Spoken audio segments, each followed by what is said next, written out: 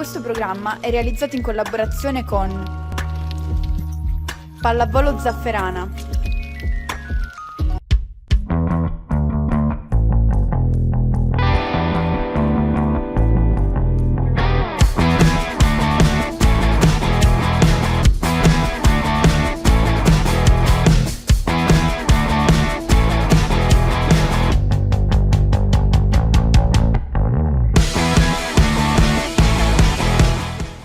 Scuola di pallavolo Rumi, a Catania e Gravina, corsi di pallavolo a partire dai 6 anni, attività motoria di base, corsi di preagonistica e agonistica. Scuola di pallavolo Rumi, 45 anni di storia, ma sempre la stessa attenzione ai più piccoli. Per informazioni contattaci su WhatsApp o telefona al 346 6976 900.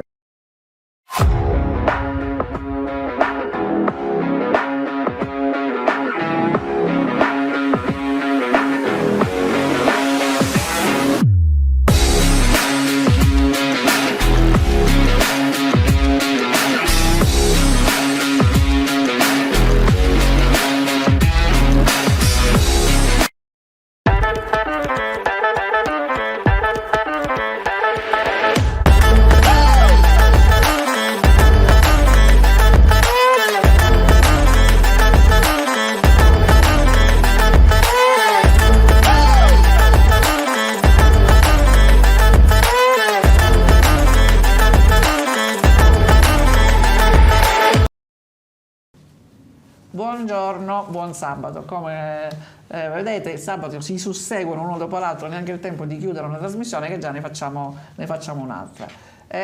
Oggi prometto, giuro solennemente che userò la clessidra, così mia sorella la smette di rimproverarmi ogni fine trasmissione che dice che io prendo sempre troppo spazio. È che ho tante cose da dire ogni volta e non posso. Io invece no. E già subito la prima che io non ho tu niente ne hai da sempre dire. meno, tu ne hai tantissime, ma tu ti contieni. Bellissimo. Prima di tutto non vorrei dimenticare, ormai la nostra prassi comune è il countdown olimpico, cioè i giorni che mancano alle Olimpiadi di Parigi. Come vedete ne mancano 215 per le Paralimpiadi, mentre per le Olimpiadi quelle lì classiche, diciamo, mancano 182 giorni, 4 ore, 43 minuti e 37 secondi. Siamo precisissimi. Cioè, anche i secondi, anche secondi, anche i secondi. Il countdown va fatto perfetto, quindi questo qui. Adesso ti do la parola subito e vedi che ancora finalmente posso presentare il mio ospite. Presentiamo l'ospite, sì. Buongiorno e grazie. Buongiorno, grazie a te, allenatore di lunga data, pur essendo giovanissimo. Ho 48 anni, ma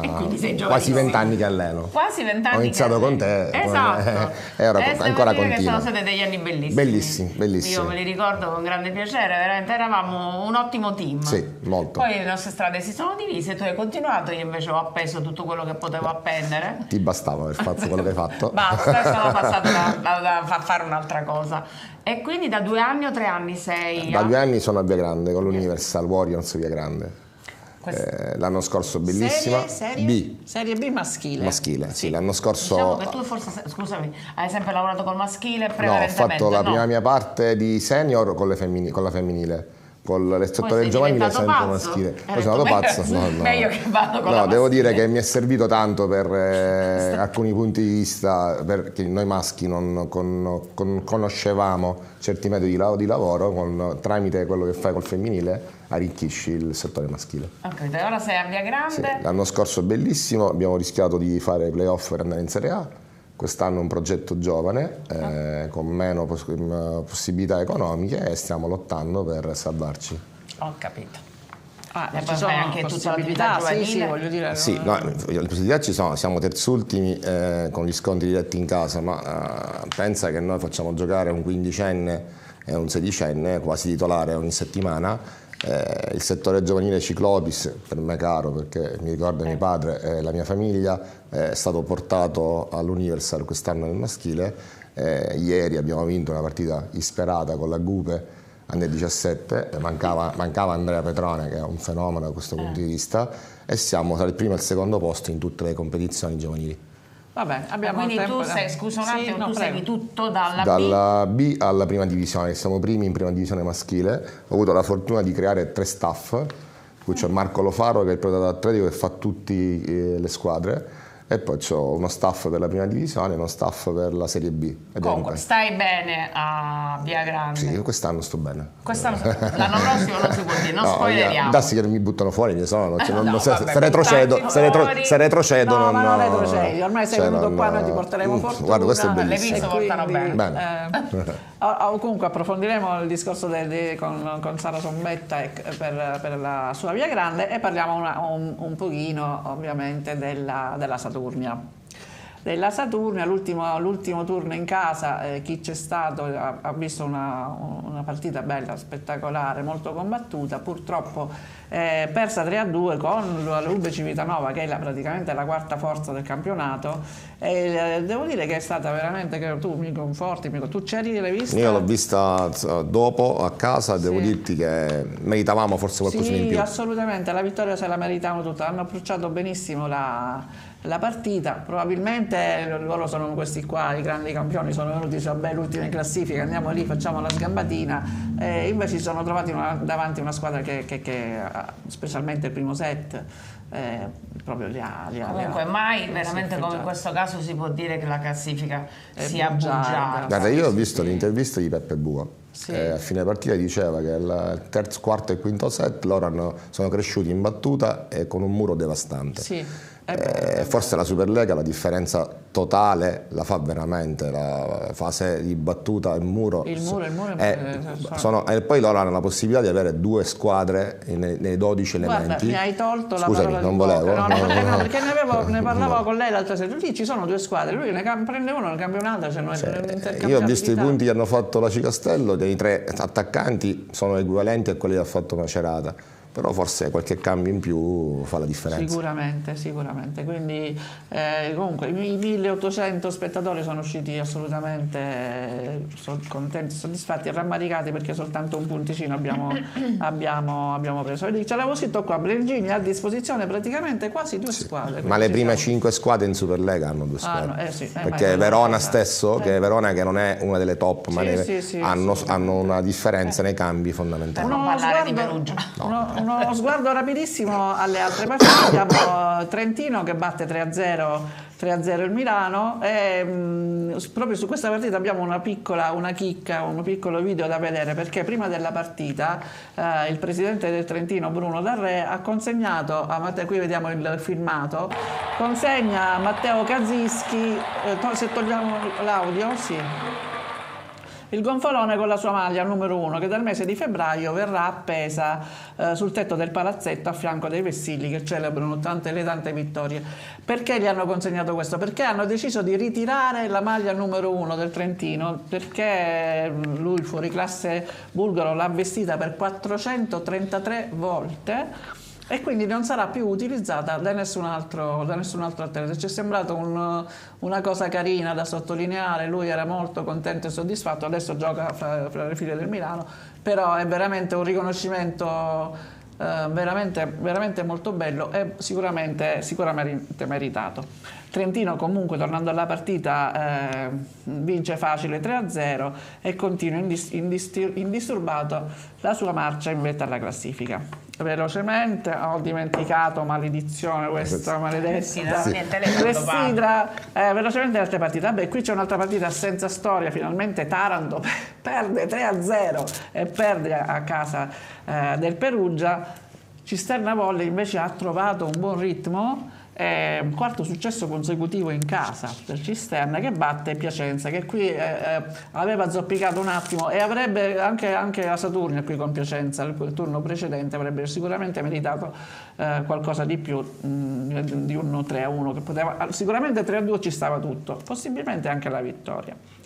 Dopodiché abbiamo Monza-Verona, Monza che perde 3-2, cioè era in vantaggio 2-0, perde la concentrazione e perde 3 set di fila. Forse stanno già pensando alla Final Four di Coppa Italia, della quale parleremo sicuramente entro la fine di questa puntata, se ci resta il tempo. E poi finisce il turno, la panoramica su questo turno con il Modena che ripiomba nella crisi e perde in casa 3-1 addirittura contro il Padova, veramente una squadra completamente allo sbando. Io faccio adesso come fa Fiorello, vedete, piego perché questo foglio così non mi disturberà più. Uno sguardo rapidissimo alla classifica. Trentino ormai solo, sempre 3 punti avanti con 43, davanti a Perugia che ne ha 40. Il blocco interno, c'è la Cisterna che appaia il Modena al 19. Dietro abbiamo Padova 14, Taranto 11 e Saturnia 5. Noi non molliamo, noi continuiamo a crederci, noi continuiamo a sperare in questa salvezza. Vogliamo riparlare un altro pochino della Serie B di che state disputando voi a Via Grande? La Sì. squadra? Quest'anno la Serie B è molto complicata, cioè, ormai la Serie B maschile è diventato un campionato ben attrezzato, con delle squadre che hanno un budget molto vicino alla Serie 3, magari non nel nostro girone, ma il girone pugliese in pratica è tutto, sono squadre che gli manca solo lo straniero e poi possono fare la 3. Ti ripeto, noi lavoriamo 5 volte a settimana con i 2 gruppi che riesco a farli molti ragazzini a portarli in prima squadra. Il ragazzino cresce e la Serie B un po' soffre, certo. Ma dobbiamo guardare in 2 o 3 anni, non solo a quest'anno. Ma come funziona? C'è una promozione? Sì, no, le prime 2 vanno a fare i playoff con altri 2 gironi, il girone pugliese e il girone Lazio e Sardegna. Le ultime 3 vanno dirette in C. Le ultime 3 direttamente in C. Ora abbiamo 2 settimane di sosta perché coincide con la sosta del fine girone d'annata più la Coppa Italia e poi riprenderemo con uno scontro per noi importante col Tonno Callipo in casa. 12. Sì. Noi in casa, poi abbiamo il Fiumefreddo, ci proveremo. Ma questo Reggio Calabria è veramente al di sopra di tutto e di tutti? Guarda, io ti dico una cosa, Reggio Calabria ha perso solo un neanche 7, un no, 7? tra virgolette fantasma con noi in casa. Cioè? Perché c'è l'immagine che purtroppo parla chiaro che la palla era dentro, ma da là in poi è una squadra, ora ha preso anche Boscaini che giocava con noi, è andato da loro, c'è una squadra già pronta per la 3, la 3 è qualcosina in più, cioè quello che è l'Oro, quello che è il Lamezia, quello che è lo stesso Ciclope Bronte che hanno una formazione. La settimana scorsa abbiamo rischiato tra virgolette di fare molti punti con loro, poi abbiamo preso 3-1 i vantaggi, ma hanno una struttura e a livello proprio economico che è difficile. Ma queste 2 squadre a Bronte non sarebbe meglio? Sono 2 squadre di Bronte con tutti atleti catanesi.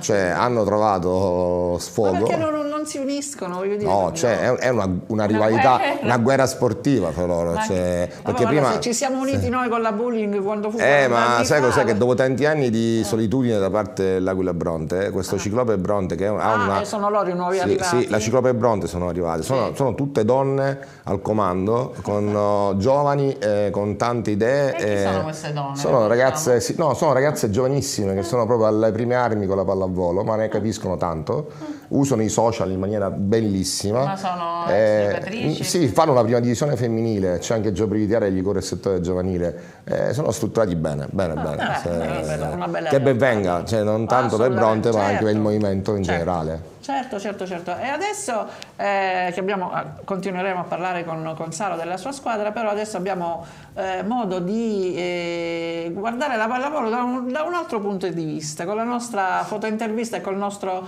ospite della fotointervista vedrete che avremo un occhio diverso sul nostro bellissimo sport. Quindi partiamo con la fotointervista.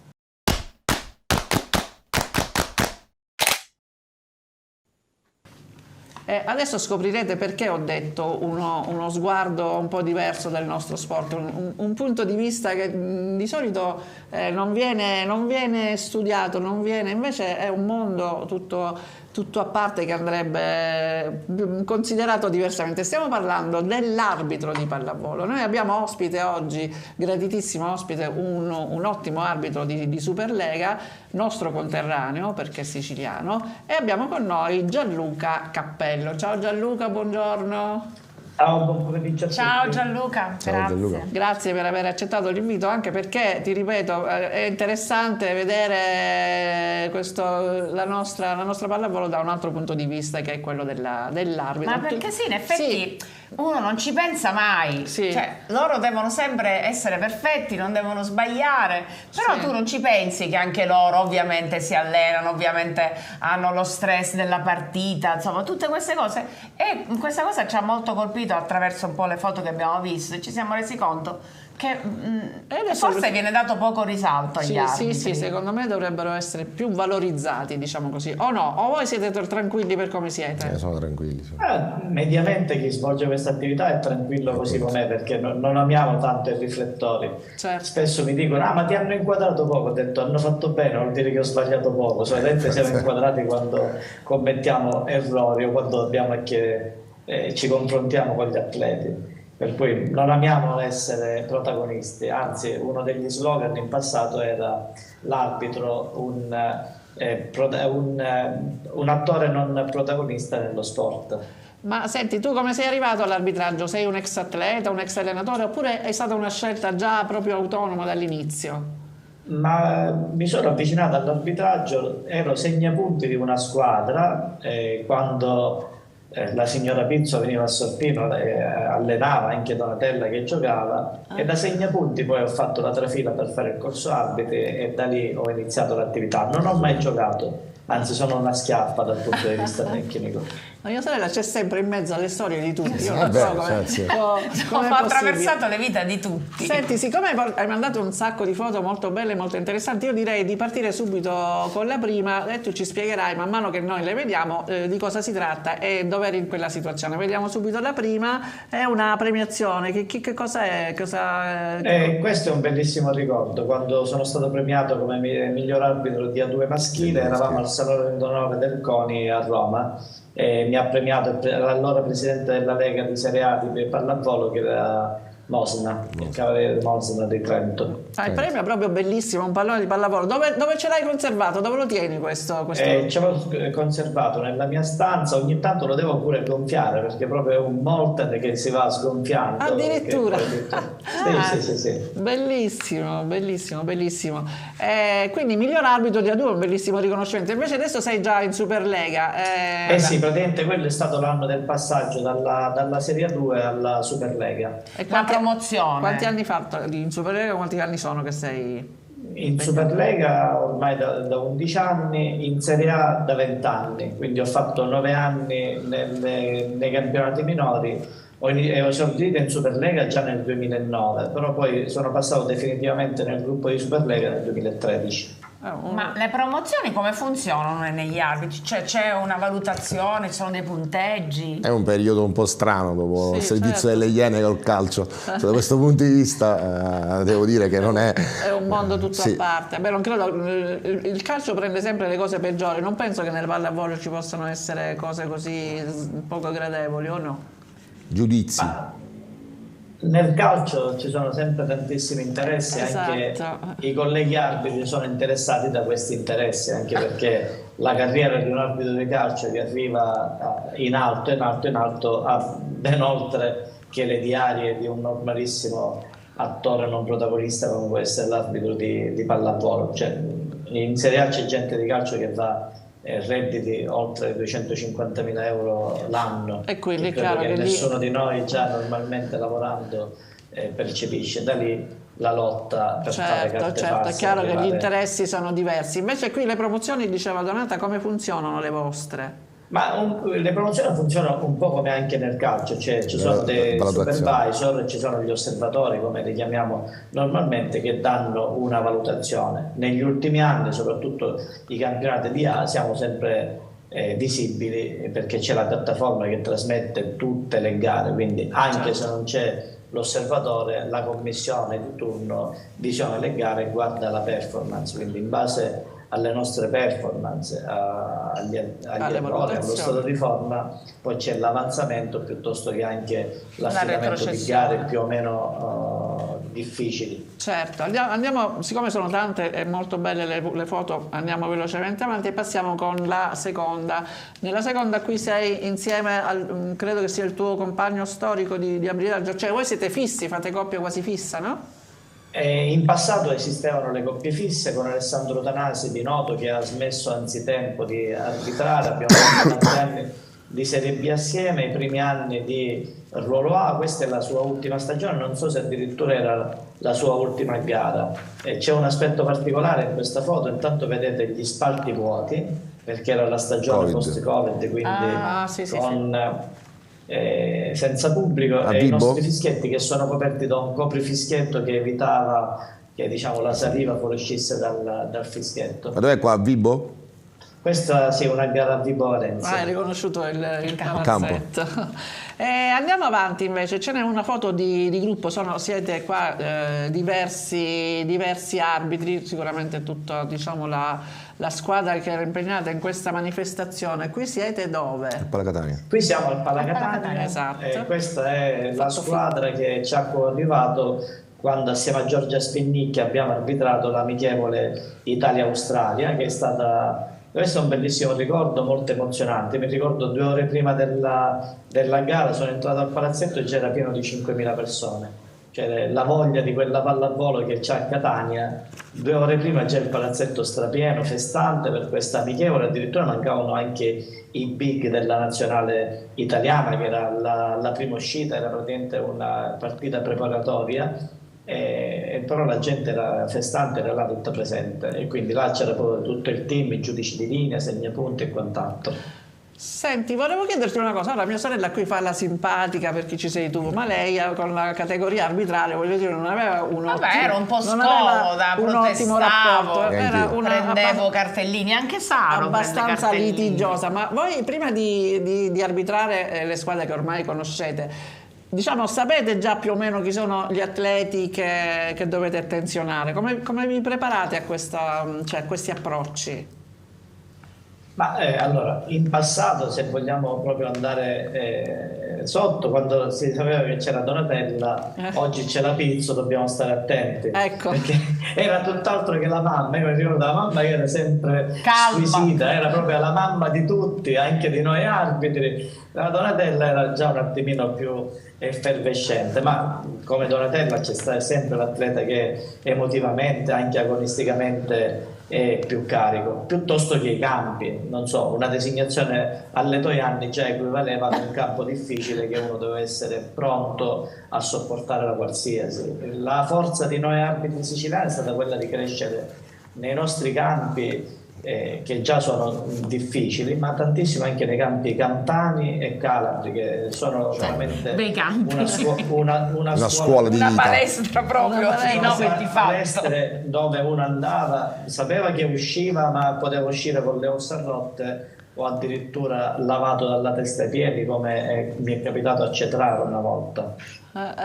Il minimo era veramente cose dell'altro mondo, e lì la forza di rimanere sempre concentrato e pensare alla partita, quindi deve essere con il pubblico. Uno dei pregi che uno deve avere, cioè campi di Serie B, campi Serie B pieni, la cioè pazienza e la sopportazione, e proprio far finta di nulla, di non sentire niente e nessuno. Qui adesso invece passiamo, vogliamo vedere, ci hai mandato 2 piccoli video, vediamo il primo, lo lasciamo con l'audio originale e poi ne parliamo. Facciamo partire il primo video. Facciamo un grandissimo applauso per il primo arbitro da Corpino, in provincia di Siracusa, il signor Gianluca Cappello!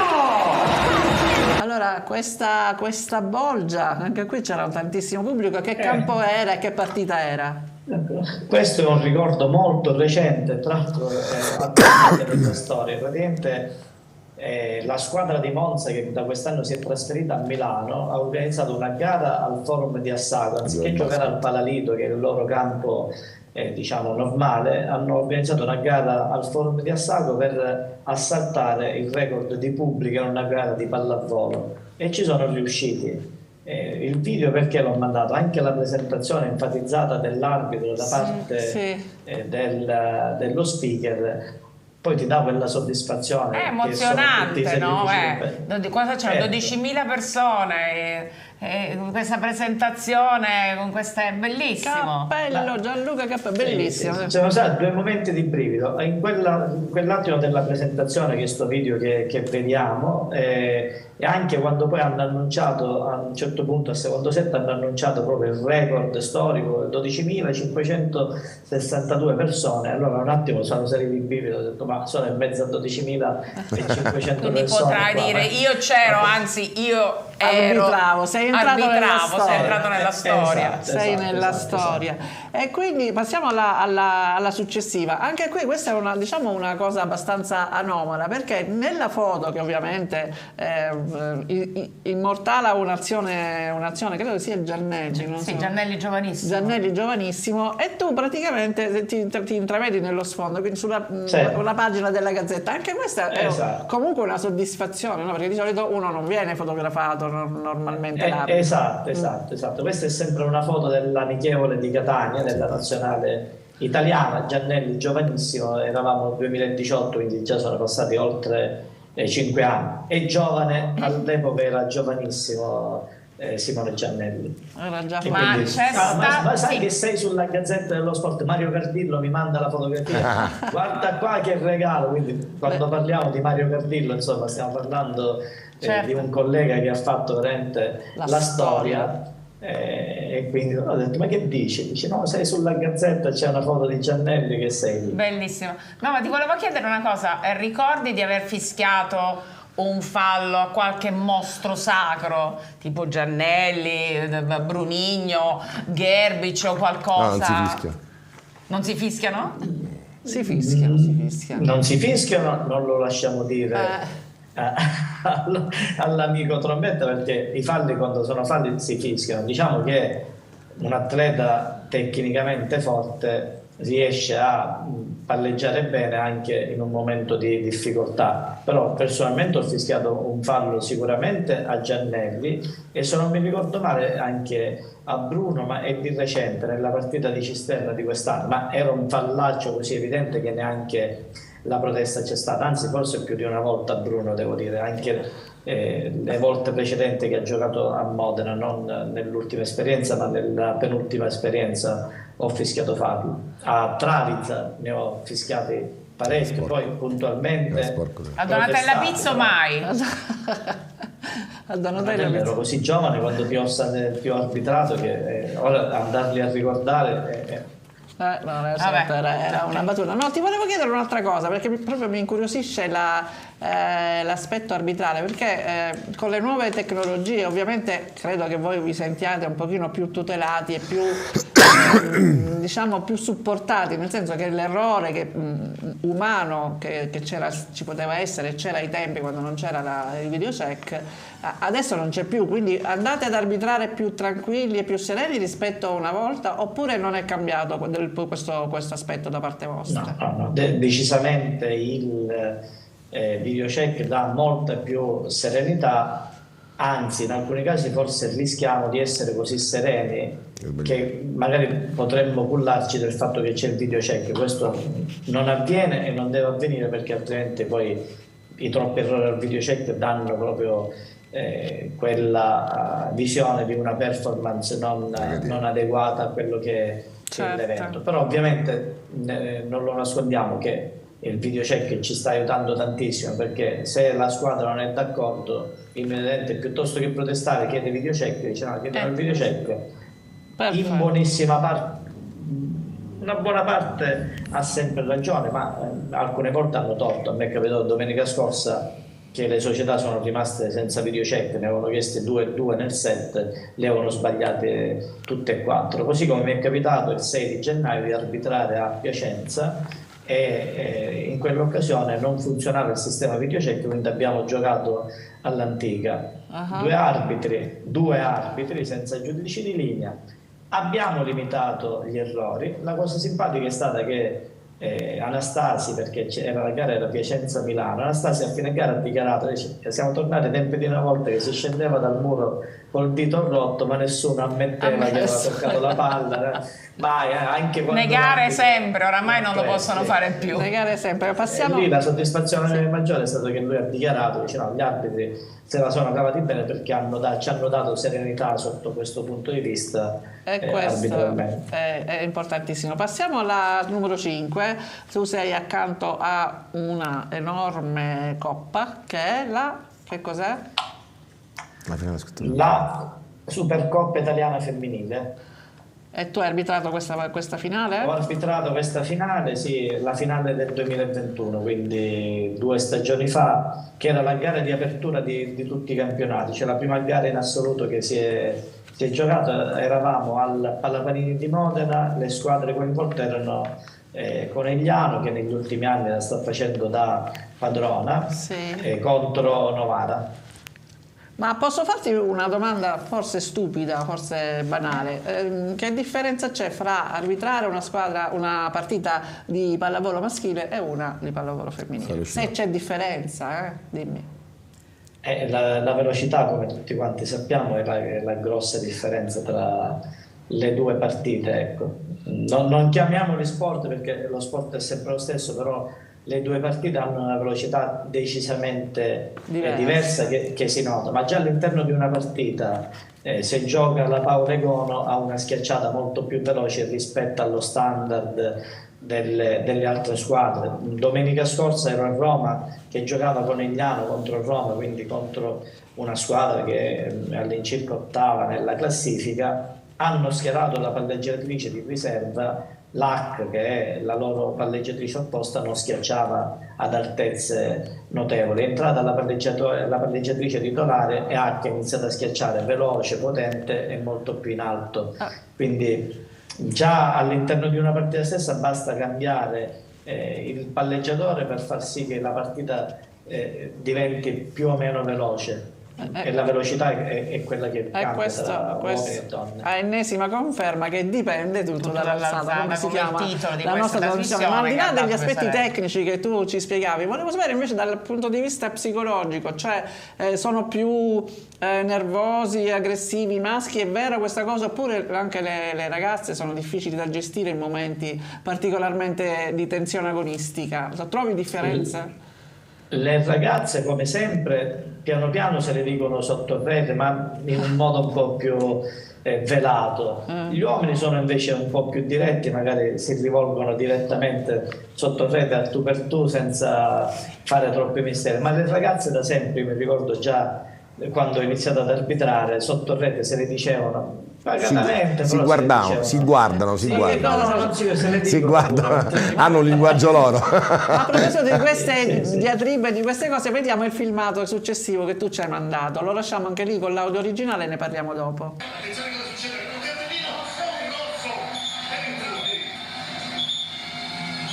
se ne sono detti sotto rete. Per l'allenatore. Doppio rosso, 7 da una parte e allenatore dall'altra parte. Allenatore. Beh, non ha fatto un brutto ingresso. No, 7 ti aiuta, Esatto. Raffaele. Benissimo. Mi sembra giusto iniziare. Si sono beccati sotto rete e stanno ancora continuando, Raffaele e Grubic. No, Raffaele non penso, nel senso che. Sì. Eccolo. Quindi qui abbiamo visto proprio un battibecco evidentemente fra Grbić, che è veramente uno che sente scomodo uno scomodo, e non so chi era l'altro sotto Raffaelli, il giocatore. L'altro è un giovane ancora più scomodo, un giovane che è stato nel Giro della Nazionale, in quella gara giocava con Ravenna, quest'anno sta giocando a Cisterna di Latina dopo una parentesi francese, che è un ragazzo, uno di quelli che quando vai sul campo devi sapere che devi attenzionare. Prima abbiamo preso questo argomento, gli atleti piuttosto che i tecnici sappiamo benissimo che non sono tutti uguali, ci sono quelli che vanno attenzionati un po' meglio. Mercoledì che ho fatto la gara di Coppa a Novara, il vice allenatore di Novara, che storicamente cerca di portare acqua al proprio mulino con qualche protesta bla bla bla bla bla bla, basta dalla prima per dirgli chiedo di dia il cartellino giallo. Ma come? Bernardi, che già ha imparato a conoscerlo in meno di una stagione, gli ha detto: mi devi fare il piacere che devi pensare alla squadra e basta. Cioè l'ha cazziato Bernardi piuttosto che, perché noi lo conosciamo bene, quindi chi riesce a gestirlo già lo mette, non dico a tacere, però fa capire che c'è la presenza dell'arbitro, e questo magari lo maturiamo con tanti anni di esperienza, abbiamo una personalità più forte, ma l'allenatore stesso, conoscendolo, dice: devi pensare solo alla squadra, lasciali perdere, lasciali arbitrare serenamente. Chi ha buon senso sa che se noi arbitriamo serenamente diamo il meglio e magari facciamo di più. Il video in particolare, non so se avete visto nel video il punteggio della gara, e vi dico pure a che minuto eravamo della gara. Eravamo a circa 2 minuti e 45, quella gara è durata 2 minuti e 48 ed eravamo 15-14 del tie break 2 ore e 48, 2 ore, sì. Su un 15-14 o hai quel sangue freddo di intervenire e saper intervenire, oppure puoi rovinare tutta la prestazione che hai fatto fino a quel momento e anche la gara degli atleti. Anche se poi un rosso e rosso a volte non viene accettato, perché la squadra che ha il servizio deve ruotano tutte e due, ma quella che ha il servizio con Tizio, con questo doppio rosso, però quando bisogna intervenire Raffaele lì entrò e insultò sotto rete Gherbic, quindi poi gli ha risposto. Allora è stato un assist, perché se dovevo assegnare un solo cartellino rosso a Raffaele chiudevo la partita con quel rosso. Certo, invece il fatto che in quel caso, scusa, gli faccio una domanda: in quel caso avresti dato sto rosso o giallo e rosso per non fargli perdere il set, la partita in quel modo? Ma dirlo così, una volta dicevano, non lo so, una volta dicevano che non si chiude la partita con un rosso. Sì, io sentivo dire che è una cosa che non esiste, questa cosa. Dobbiamo applicare le regole di gioco, quindi ad ogni condotta equivale una sanzione. Ovviamente tendenzialmente cerchi di non penalizzare la squadra o di non chiudere la partita con un cartellino rosso, ma quella partita poteva anche rappresentare con un'espulsione anche la chiusura della partita, perché adesso si può sostituire l'atleta espulso o squalificato, all'epoca non si poteva sostituire se già era stato sostituito in modo completo. Quindi bisogna tenere conto di un milione di cose. Senti, io parlerei con te ore e ore, perché veramente è un aspetto che uno non ci fa caso, ma veramente è un mondo di fondamentale importanza. Però le ultime 2 foto, proprio velocissime, ve le voglio fare vedere. Vediamo quella nello spogliatoio, dove tu dici che ci sono dei riti più o meno scaramantici, un po' come gli atleti. Anche voi arbitri quindi avete qualche rito che ripetete sempre, sì? Più o meno tutti quanti abbiamo i nostri riti, che so, dall'indossare. C'era una collega un periodo di tempo che indossava un calzino rosso, fin quando gli hanno detto ste calze rosse non è che so, però lei indossava un calzino rosso. Io di rito prima della gara devo mangiare magari una banana, mezza banana, un morso di banana prima che scendo in campo. Per forza, lo mangio sempre. Bellissimo. Sì. No, io mi piacciono queste cose perché io ero superstiziosa, anche io avevo tutte le mie cose. L'ultima, vediamo l'ultima, che è bellissima. Ti vediamo in mezzo a due grandissimi campioni. Questa che partita era? Questa era la semifinale scudetto tra Perugia e Modena. È una delle partite che negli ultimi anni tra l'altro è stata segnata a fine gara da un episodio che nella pallavolo non avviene quasi mai. Non so se ricordate 2 anni fa quando Leale è andato fuori di testa e ha tirato un calcio a Travizza. Ci fu questa grande polemica. Sì. Esatto. E tu eri lì e arbitravi? Sì, io ero il secondo arbitro. Ma l'avete visto? Stato quello che a fine gara ha rischiato che perché il calcio di Leal non colpì Travizza, colpì poi Mengozzi, che era un centrale di riserva di Perugia, ma non forte, ma a me mi ha sfiorato pure perché mi ero messo in mezzo alcuni colleghi mi hanno detto: ma tu piccolo per come sei, come ti sei? Devo dire che questa foto fino a mercoledì scorso, prima della gara, dopo il sorteggio tra gli atleti, mi mette sempre in grosso imbarazzo, perché dalla mia altezza di 1,65 stare in mezzo a quei giganti. Certo, sì, veramente... è stranissimo, è bellissimo. Senti, come ti dicevo, veramente un mondo fantastico, un mondo fantastico. Grazie, Ti è stato ringraziamo di bellissimo. averci aperto anche così, anche noi dopo che abbiamo finito la carriera da tempo, però comunque Ci siamo appassionati, ci siamo abbiamo appassionati. capito tante cose. Però- Se l'avessi sì. saputo prima mi sarei comportata meglio. Non ci credo, non ci credere neanche tu, perché No, non ma è vero. Non ci ognuno si deve comportare per quello che è, poi effettivamente dall'altra parte c'è chi gestisce il comportamento. Certo. Ciò nonostante, Donatello, nonostante il comportamento ci conosciamo da anni, ci salutiamo, ma con tantissimi. Certo, questo è fondamentale, assolutamente. Giovedì mattina c'era una persona che mi guardava e gli ho detto sono un arbitro pallavolo. Ah, ecco dove ti ho conosciuto. Era un calabrese che non so, io non me lo ricordavo. Ci sono veramente con atleti è un che mondo. ci sono stati cartellini, poi c'è Tutto finisce appena fischi la fine della partita. Alla fine facciamo tutti Esatto. parte del Dobbiamo mondo fischiare della la pallavolo. fine dell'intervista. Gianluca, veramente grazie mille. Io sono sicura che prima della fine della nostra stagione televisiva ti richiameremo ancora Faremo una volta un'altra perché ci schiata devi agli arbitri. raccontare tante altre cose. Grazie davvero. Grazie. Grazie per la chiacchierata e per l'invito. Un abbraccio. A presto, settimana. ciao, grazie. Ciao. Bella questa intervista con Gianluca Cappello. Io mi sono divertita.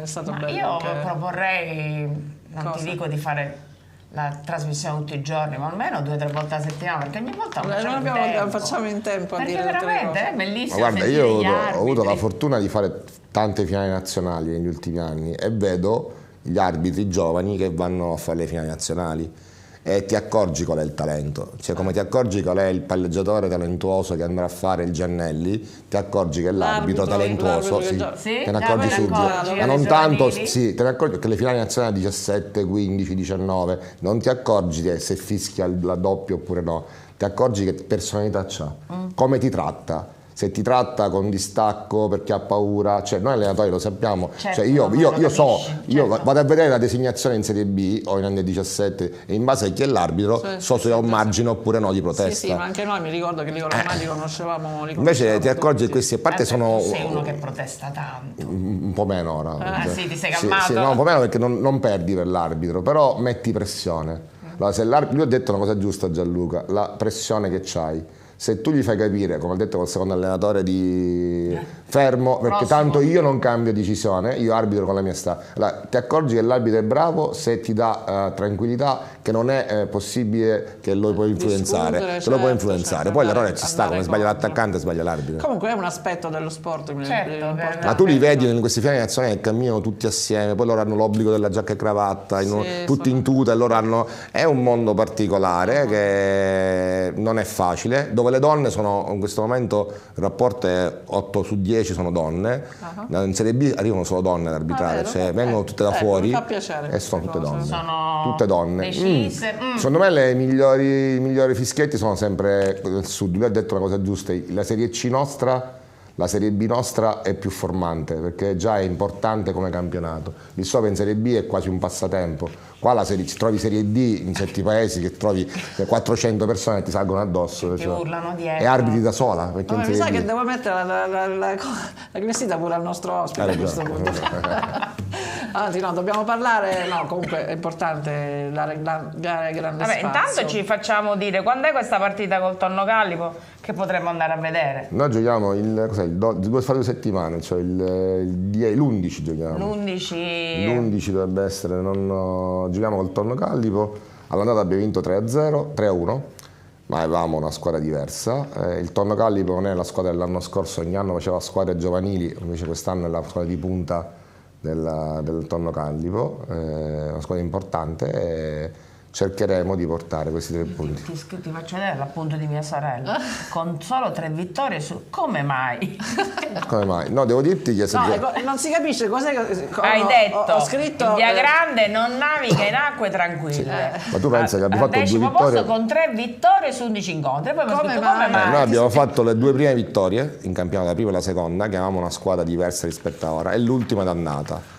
Ma il trend delle prime 2 partite di campionato sono positive, cioè da questo punto di vista credo che faremo bene. Va bene. E poi dai tu ampio risalto all'attività giovanile, perché tu fai Dal lunedì al venerdì, al sabato? Dal lunedì alla domenica, perché noi giochiamo il sabato con la Serie B e la domenica mattina con la prima divisione. Tua moglie? No, non esiste più, cioè ha deciso che ha abbandonato il marito perché cioè, ieri ho postato una foto con 2 atleti miei dicendomi i miei amori, le mie figlie sono diventate delle bestie. Va bene, senti, Cosa vogliamo dobbiamo fare? parlare della 3 La 3 maschile, B1 femminile e B2 femminile. Va bene, quando devo, ora mi gira la Cristina, quando devo parlare io la gira. È a metà, quindi poi tu Va bene, il Modica che ha fatto in casa con De Napoli non riesce a vendicare. A 3 Modica. Ma che Modica è ovunque. Ma l'ho detto a 3 maschile, se tu non senti. A 3 maschile, girone B. Il Modica perde in casa 2-3. L'hai visto tu il Modica, lo conosci? Allena Enzo Di Stefano, che è un mio paricorso e un mio grande amico. Sono andati bene, ora vanno a Lecce, è una partita bella. 2-3, ma come? Ma se tu non leggi, non continui a leggere. È vero, peccato, perché vincevano 2-0. Vincevano 2-0 con tutti. Gliel'ho scritto in neretto. Con tutti i punti esclamativi, vincevano 2-0. Beh, voglio dire, non è che una cosa capita. Quest'anno voi che avete fatto? No, vincevate 2-0, avete perso? No, non abbiamo fatto mai. Quest'anno abbiamo perso sempre 3-1. Vabbè, la 3 è molto difficile, è un campionato difficile. Sì. C'è molto stacco. No, la B con la 3 non c'è storia, secondo me. Sì. Ma non a livello di struttura. A livello di struttura. Certo. E quindi poi la differenza la fa la struttura. Tecnico, quante volte ti alleni? 3 volte in Serie B tutti i giorni in A3. 5 di staff, noi 1 col secondo allenatore che ha le prime armi. È proprio un professionismo, sì. diciamo, bello. No, è un professionismo. Semi professionismo. Forse il vostro è ancora semi, ma loro sono...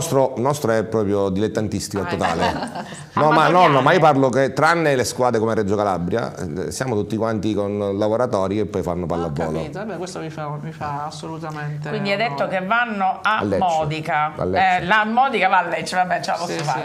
Va bene, la femminile non la segui, non ce la fai. Io seguo tutto, però mi piace la pallavolo mi piace. L'Energy System, insomma, sta un po' zoppicando. Da qualche settimana ha perso un po' di smalto. Sì, hanno perso 3-1 a Teramo e quindi questa sconfitta le porta al secondo posto insieme al Chieti e sorprendentemente il Marsale invece di Ciccio Campisi. Ci possiamo fare venire? Il Marsala di Ciccio Campisi che torna ad essere il primo allenatore. E quindi però, come scrive mia sorella, c'è ancora tutto il tempo per recuperare, che ora loro si fermano. Catania c'ha una squadra importante. Un'interruzione ora. Catania è una squadra importante per la categoria, infatti aveva ammazzato il campionato. Poi dopo Natale ha avuto una piccola pressione. Ora si riprendono anche loro, dai. Ma però la Bambiente gioca bene i primi 2 set proprio contro il Marsala, perde 29-31 e poi c'è delle armi con una sconfitta 3-1, però mi dice mia sorella che è immeritata. Qui quante ne scendono? Sempre 3? Quindi loro sono un po' zoppicati. Infatti, hai seguito anche la B2 femminile? Poco, ma le classifiche sì. Non l'hai detto, c'è lo stop, quando riprenderanno? Il 10 febbraio, sono preparatissimi. Tutti il 10 febbraio partiamo. Ora state sospendendo tutti? Sì, tutti. Cioè dopo la pausa di Natale? Siamo in una fase di recupero, di condizione. È brutta sta cosa però che si interrompe. Ma come si gestisce appunto? Gestisce che giochiamo il sabato, amichevoli fra di noi, tipo noi stasera giochiamo un amichevole con la Ciclope. Settimana prossima sabato cercate di mantenere i 3 allenamenti più la partita del sabato, certo, per andare a lavorare sempre con lo stesso orario della partita. Giusto, perché già c'è stata la sostanza di Natale che è stata bella Natale abbiamo fatto carico perché dovevamo caricare per andare a lavorare. Noi faremo ora un amichevole oggi, poi gli do riposo e poi sabato prossimo faccio amichevole. Hai visto tu che... Vabbè, velocemente ti dico la B2. La Volley Valley torna vittoriosa da Vibo Valencia con casa... Porta a casa un convincente 3-1 e si stabilizza al 4° posto. C'è una corazzata in questo campionato. La corazzata il Modica, impressionante. Un altro livello. Sempre di struttura. B2 femminile. E invece il CUS Catania di Luana sta andando benissimo, espugna un ottimo 3-1, campo di Reggio Calabria. L'Alus. Hanno preso una giocatrice importante, la Liuzzi, un opposto, un gigante. Ma questa cosa poi ne dovremmo parlare, sotto che comunque anche a campionato... È finito. Era fino a domenica scorsa. Però fino a domenica La scorsa, che coincideva, non potevi cambiare fino all'ultima giornata. Non lo so, ci devo riflettere su questa No, cosa. io non vado d'accordo, è una regola che va contro le piccole squadre. Esatto, allora sei d'accordo con Sì, me. quando c'è qualcuno che emerge, la squadra più grande, con più possibilità, ma non ha se lo prende. senso. Poi in corso di campionato non è No, corretto. te lo trovi contro, è incredibile. No, assolutamente. E quindi anche qui riprende il 10 febbraio, probabilmente riusciremo ad avere prima o poi Luana Rizzo a commentarci. Possiamo passare ai coriandoli. Devo buttare? No, basta piegare che si dice questa cosa l'ho estinta. Ho già finito di dire stupidaggini come al solito. Andiamo. Meno male che c'era Sara. Zitta, coriandoli.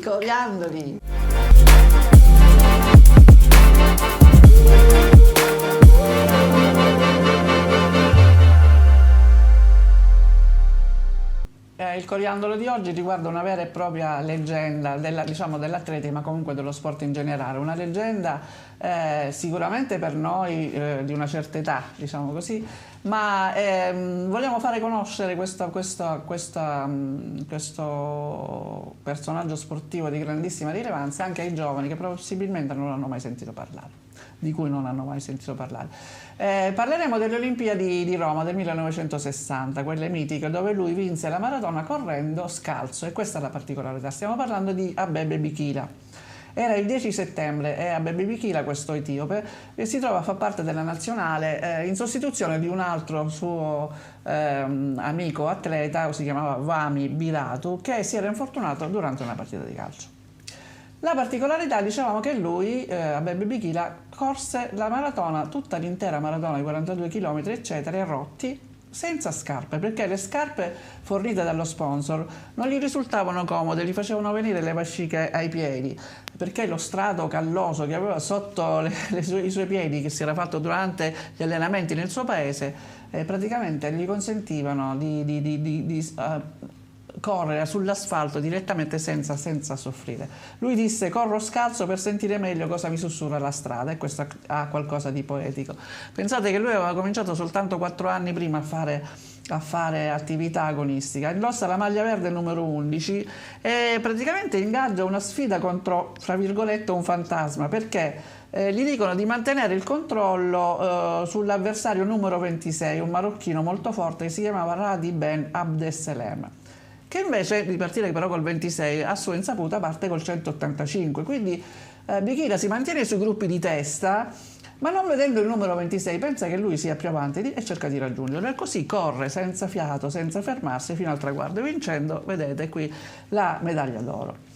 Dopo la gara qualcuno gli chiese ancora una volta perché correva scalzo, e lui disse: volevo che il mondo sapesse che il mio paese, l'Etiopia, ha sempre vinto con determinazione ed eroismo.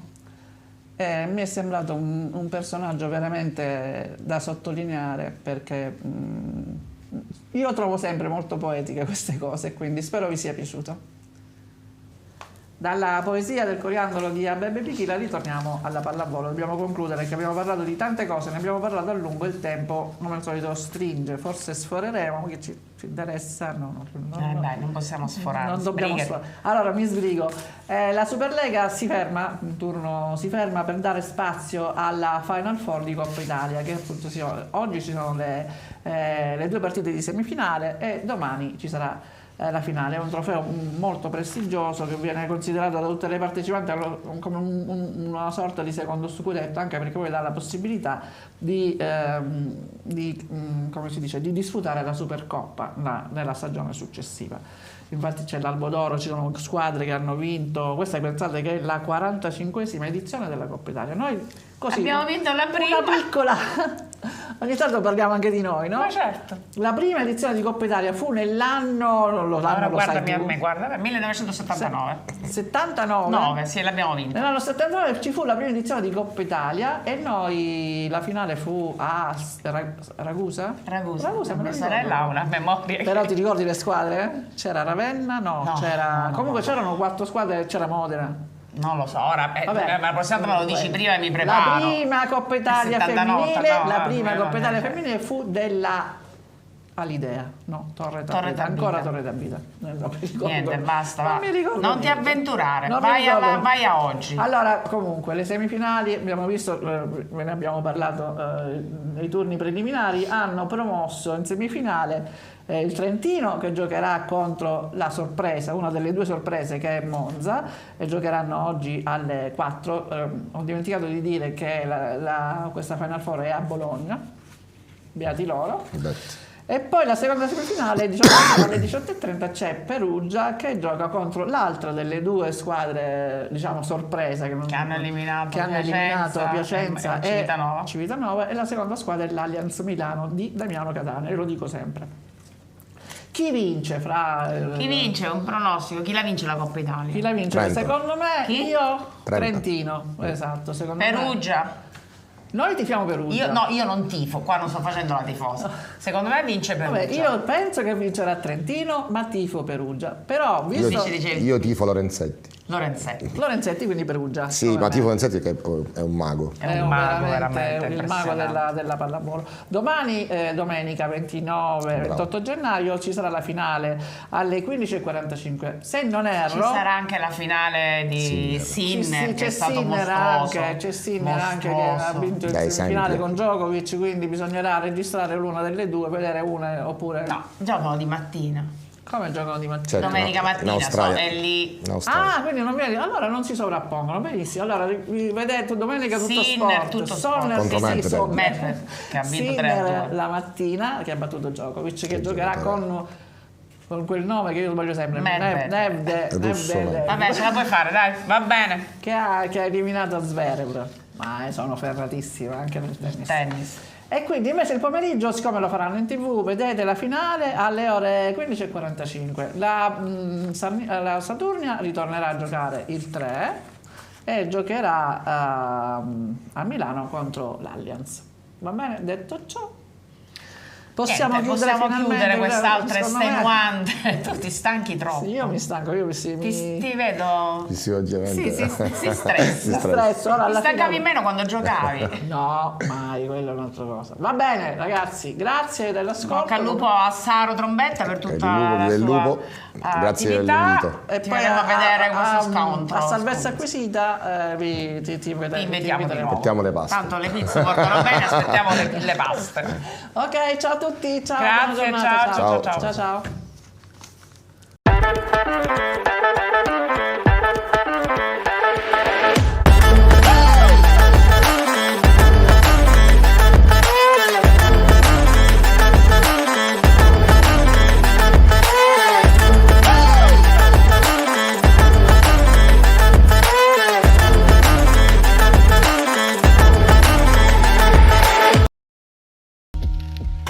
Questo programma è stato realizzato in collaborazione con Pallavolo Zafferana,